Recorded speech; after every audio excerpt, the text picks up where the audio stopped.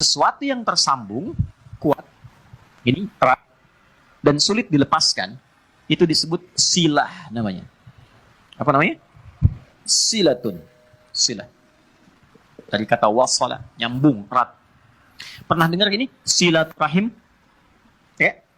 Ketersambungan rasa kasih yang dalam, sehingga walaupun terpisahkan tempat dan keadaan, ia masih bisa merasakan itu dengan memberikan satu rasa yang dalam. Jadi kalau Anda bertemu dengan kawan-kawan, reunian, kan? Ketemu, saling tatap, ngobrol, itu belum silaturahim secara makna. Belum. Karena orangnya ada di hadapan kita, kita sapa.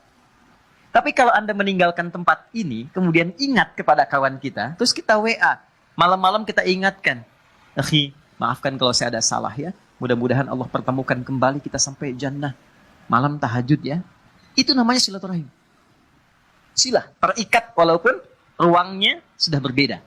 Waktunya mungkin tidak sama. Teman ke Amerika, dia ke Kanada, 12 jam bedanya dengan kita. Tapi kita masih bisa WA dia. Itulah silah. Hubungan yang menyambungkan kita dengan Allah, sehingga terkoneksi dalam setiap keadaan dimanapun berada, itu adalah sholat. Kenapa sholat disebut dengan sholat? Ya, padahal sholat kan namanya doa, kan? Ya kan? Tapi kenapa disebut dengan kalimat sholat? Untuk memberikan kesan ibadah ini melatih kita supaya terkoneksi dengan Allah secara erat dan kuat, sehingga di setiap keadaan kita tersambung dengan Allah. Oke, teman-teman yang laki-laki nih, Anda punya koneksi dengan orang yang punya kedudukan. Gampang nggak pekerjaannya? Gampang. Ibu terkoneksi dengan Korlantas, lalu lintas gampang kan? Dikawal, kan? Anda punya koneksi dengan Allah, apa yang sulit bagi Allah? Nih, kalimat mahal ya. Anda boleh catat ini. Mau bikin status juga silahkan, terserah. Tapi yang penting status kita di hadapan Allah. Ada satu kalimat yang sangat mahal. Yang kalau kita punya ini, tentram kehidupan dunia. Kalimatnya singkat, cuma 3 kata. Aku punya Allah.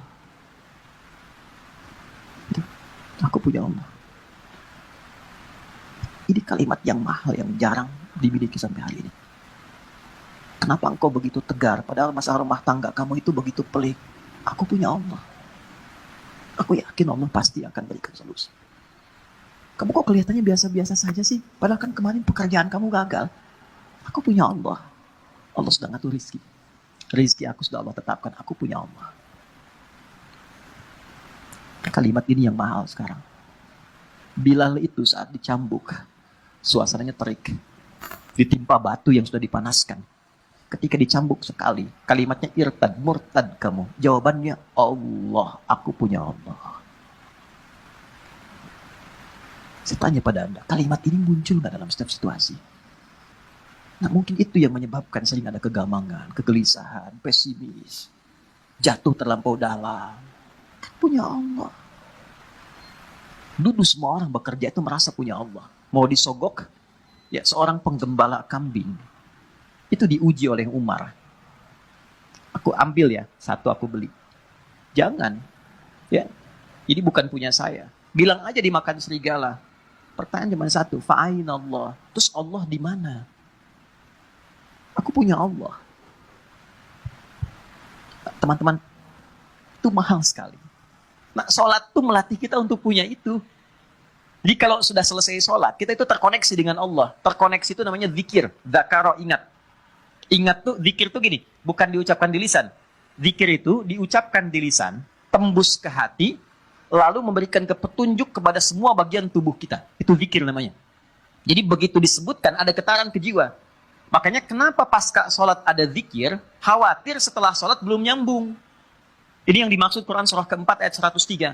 Fa'idha qadaytumus sholata, maka jika Anda telah tuntas mengerjakan sholat, mungkin belum terkoneksi sepenuhnya dengan Allah.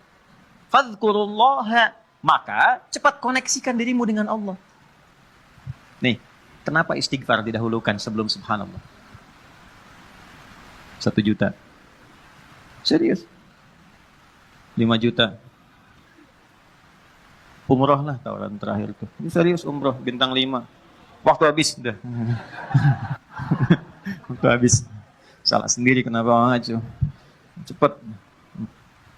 Karena boleh jadi saat sholat itu fokusnya kepada yang lain. Tidak terkoneksi dengan Allah. Lisannya Allahu Akbar, tapi di pikirannya handphone Hu Akbar. Ya, status di Instagram belum diupdate Hu Akbar. Ya, jemuran belum diangkat Hu Akbar. Makanya baru takbir Allahu Akbar, handphone tulalit tenonet. Nah, bisa dijawab dulu, halo, saya sedang sholat Nah, belum nyambung. Makanya kita istighfar, khawatir saat sholat ada yang belum terkoneksi.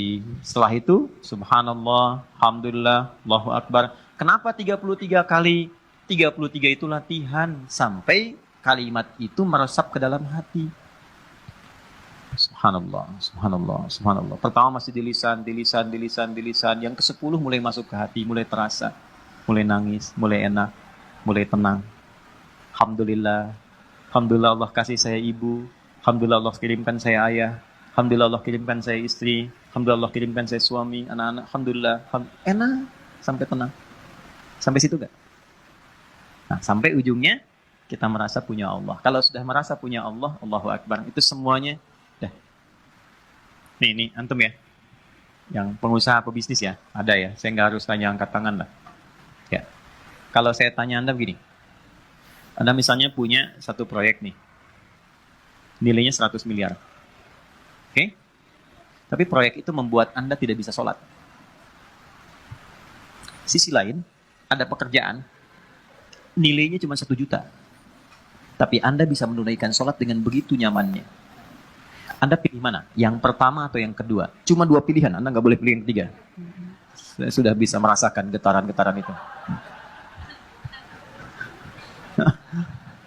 Ya, jujur aja. Pertama atau kedua? Wah, yang benar. Buktinya ada orang sekarang hanya untuk jaga toko, dia rela meninggalkan Jumat. Hanya untuk jaga toko.